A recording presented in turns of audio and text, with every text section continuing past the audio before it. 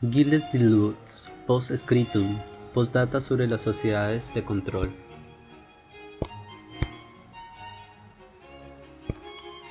Foucault. Número 1. Historia. Foucault citó las sociedades disciplinarias en los siglos XVIII y XIX. Estas sociedades alcanzan su apogeo a principios del siglo XX y proceden a la organización de los grandes espacios de encierro. El individuo no deja de pasar de un espacio cerrado a otro, cada uno con sus leyes. Primero la familia, después la escuela. Acá ya no estás en tu casa, después del cuartel, acá ya no estás en la escuela. Después la fábrica, de tanto en tanto el hospital y eventualmente la prisión, que es el lugar de encierro por excelencia. Es la prisión la que sirve de modelo analógico. La heroína de Europa 51 puede exclamar cuando ve a unos obreros: me pareció ver a unos condenados. Foucault analizó muy bien el proyecto ideal de los lugares de encierro, particularmente visible en las fábricas: concentrar, repartir en el espacio, ordenar en el tiempo, componer en el espacio-tiempo, una fuerza productiva cuyo efecto debe ser superior a la suma de las fuerzas elementales. Pero lo que Foucault también sabía era la brevedad del modelo. Sucedía a las sociedades de soberanía, cuyo objetivo y funciones eran muy otros: recaudar más que organizar la producción, decidir la muerte más que administrar la vida. La transición se hizo progresivamente y Napoleón parecía operar la gran conversión de una sociedad a otra, pero las disciplinas a su vez sufrían una crisis, en beneficio de nuevas fuerzas que se irían instalando lentamente y que se precipitarían tras la Segunda Guerra Mundial. Las sociedades disciplinarias eran las que ya no eran lo que dejamos de ser.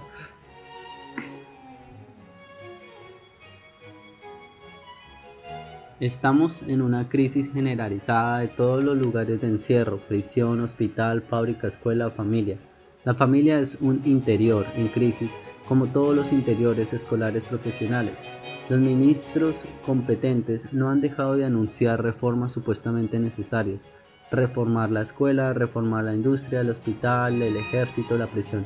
Pero todos saben que estas instituciones están determinadas más o menos a corto plazo. Solo se trata de administrar su agonía y de ocupar a la gente hasta la instalación de las nuevas fuerzas que están golpeando la puerta. ¿Son las sociedades de control las que están reemplazando a las sociedades disciplinarias?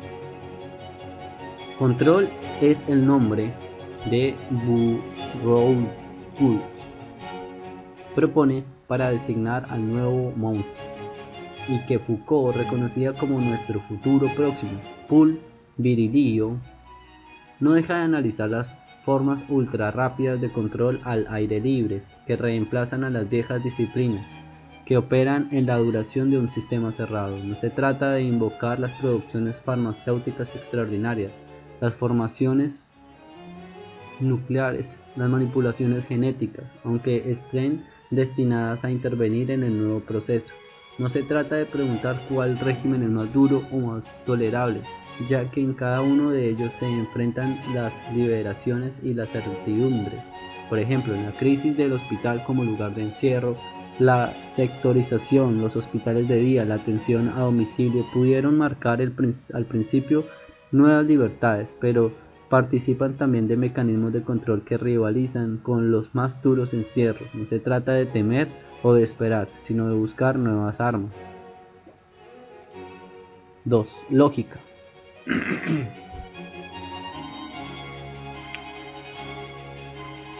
Los diferentes internados o espacios de encierro por los cuales pasa el individuo son variables independientes. Se supone que uno empieza desde cero cada vez, y el lenguaje común de todos estos lugares existe, pero es analógico, mientras que los diferentes aparatos de control son variaciones inseparables que forman un sistema de geometría variable cuyo lenguaje es numérico, lo cual no necesariamente significa binario.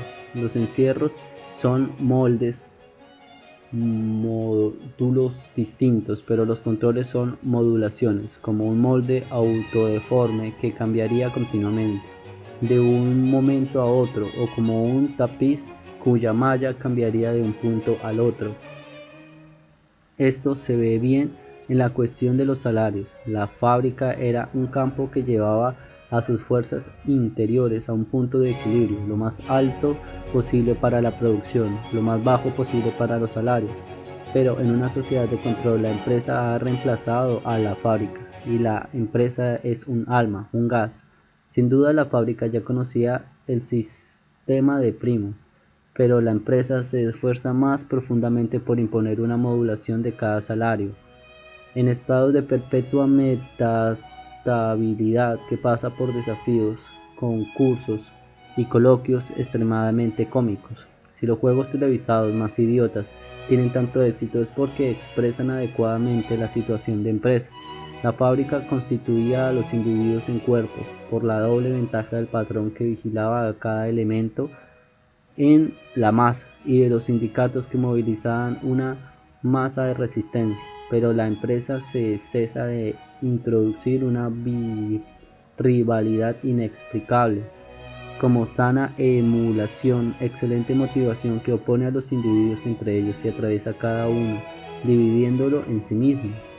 El principio modular del salario al mérito no ha dejado de tentar a la propia educación nacional. En efecto, así como la empresa reemplaza a la fábrica, la formación permanente tiende a reemplazar a la escuela y la evaluación continua al examen, lo cual constituye el elemento más seguro para librar la escuela a la empresa.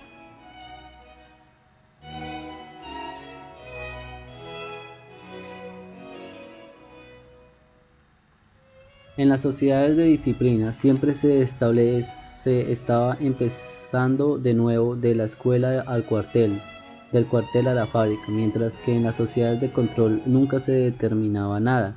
La empresa, la formación, el servicio son los estados metastables y coexistentes de una misma modulación, como un deformador universal. Kafka, que se instalaba ya en las bisagras entre los ambos tipos de sociedad, describió en El proceso las formas jurídicas más temibles. El sobreseimiento aparente de las sociedades disciplinarias entre dos encierros, la moratoria ilimitada de las sociedades de control en variación continua, son dos modos de vida jurídicos muy diferentes. Y si nuestro derecho está dubitativo en su propia crisis es porque estamos dejando uno de ellos para entrar en el otro. Las sociedades disciplinarias tienen dos polos, la firma que indica el individuo y el número de matrícula que indica su posición en una masa. Porque las disciplinas nunca vieron incompatibilidad entre ambos y porque el poder es el mismo al mismo tiempo masificador e individualizador, es decir, que constituye en cuerpo aquello sobre lo que se ejerce y moldea la individualidad de cada miembro del cuerpo. Foucault veía el origen de esa doble preocupación en el poder pastoral de sacerdote-rebaño y cada uno de los animales, pero el poder civil se haría a su vez pastor laico con otros medios. En las sociedades de control, por el contrario, lo esencial no es ya una firma ni un número, sino una cifra. La cifra es una contraste, mientras que las sociedades disciplinarias son reglamentadas por consignas, tanto desde el punto de vista de la integración como desde la resistencia. El lenguaje numérico del control está hecho de cifras que marcan el acceso a la información o el rechazo.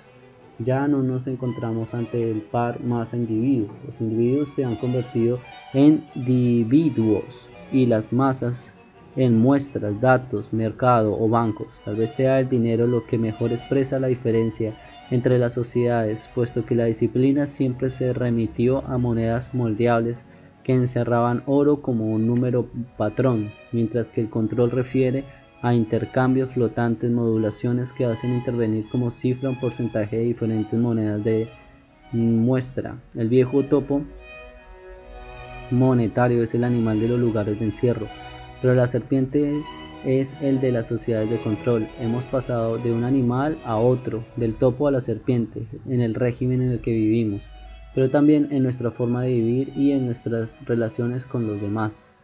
El hombre de las disciplinas era un productor discontinuo de energía, pero el hombre del control es más bien ondulatorio, en órbita sobre un haz continuo. Por todas partes el surf ha reemplazado a los viejos deportes.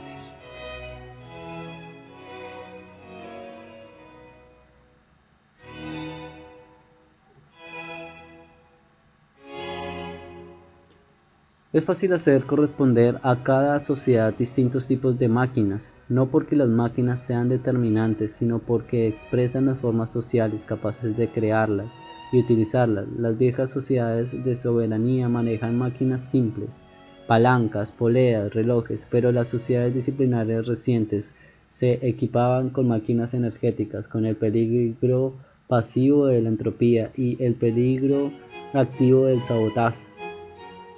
Las sociedades de control operan sobre máquinas de tercer tipo, máquinas informáticas y ordenadas, cuyo peligro pasivo es el ruido y el activo, la piratería o la introducción de virus. Es una evolución tecnológica, pero más profundamente aún una mutuación del capitalismo, una mutuación ya bien conocida que puede resumirse así. El capitalismo del siglo XIX es de concentración, pero la producción y la propiedad. Erige pues la fábrica en lugar del encierro, siendo el capitalista el dueño de los medios de producción, pero también eventualmente propietario de otros lugares concedidos por analogía. La casa familiar del obrero, la escuela, en cuanto al mercado, es conquistado ya por especialización, ya por colonización, ya por baja de los costos de producción, pero en la situación actual el capitalismo ya no se basa en la producción, que relega frecuentemente a la peripecia del tercer mundo. Incluso bajo las formas complejas del textil, la metalurgia o el petróleo. Es un capitalismo superproducción, ya no compra materias primas y vende productos terminados, compra productos terminados o monta piezas. Lo que quiere vender son servicios y lo que quiere comprar son acciones. Ya no es un capitalismo para la producción, sino para el producto, es decir, para la venta y para el mercado. Así, es esencialmente disperso y la fábrica ha cedido su lugar a la empresa. La familia, la escuela, el ejercicio, la fábrica ya no son lugares analógicos distintos que converjan hacia un propietario, Estado o potencia privada, sino las figuras cifradas deformables y transformables de una misma empresa que solo tiene administradores. Incluso el arte ha abandonado los lugares cerrados para entrar en los circuitos abiertos de la banca. Las conquistas del mercado se hacen por temas de control y no ya por formación de disciplina, por fijación de cotizaciones, más aún por caja de costos, por transformación de productos, más que por especialización de producción. El servicio de venta se ha convertido en el centro o en el alma de la empresa. Se nos enseña que las empresas tienen un alma, lo cual es sin duda la noticia más terrorífica del mundo. El marketing es ahora el instrumento de control social y forma la raza impúdica de nuestros amos. El control es a corto plazo y de rotación rápida, pero también continuo e ilimitado, mientras que la disciplina era de larga duración, infinita y discontinua. El hombre ya no es el hombre encerrado, sino el hombre endeudado. Es cierto que el capitalismo ha guardado como constante la extraña miseria de 3/4 partes de la humanidad, demasiados pobres para la deuda, demasiado numerosos para el encierro.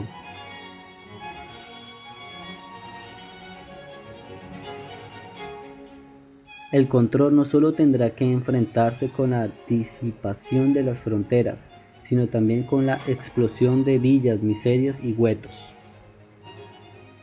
3. Programa.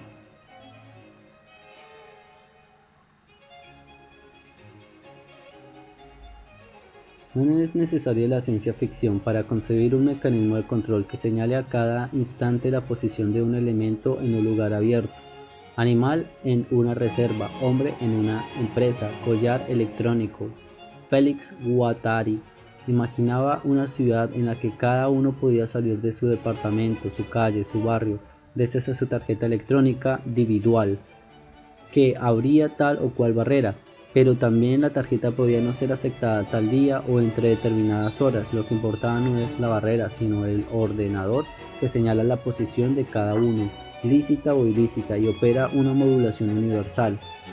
El estudio sociotécnico de los mecanismos de control captados en su aura debería ser categorial y describir lo que éste lo que está instalándose en vez de los espacios de encierro disciplinarios, cuya crisis todas anuncian. Puede ser que viejos medios tomados de las sociedades de soberanía vuelvan a la escena, pero con las adaptaciones necesarias. Lo que importa es que estamos al principio de algo, en el régimen de prisiones. La búsqueda de penas de sustitución, al menos para la pequeña delincuencia, y la utilización de collares electrónicos que imponen al condenado la obligación de quedarse en su casa a determinadas horas. En el régimen de la escuela, las formas de evaluación continua y la acción de la formación permanente sobre la escuela, el abandono concomitante de toda investigación en la universidad, la introducción de la empresa en todos los niveles de escolaridad, en el régimen de los hospitales, la nueva medicina,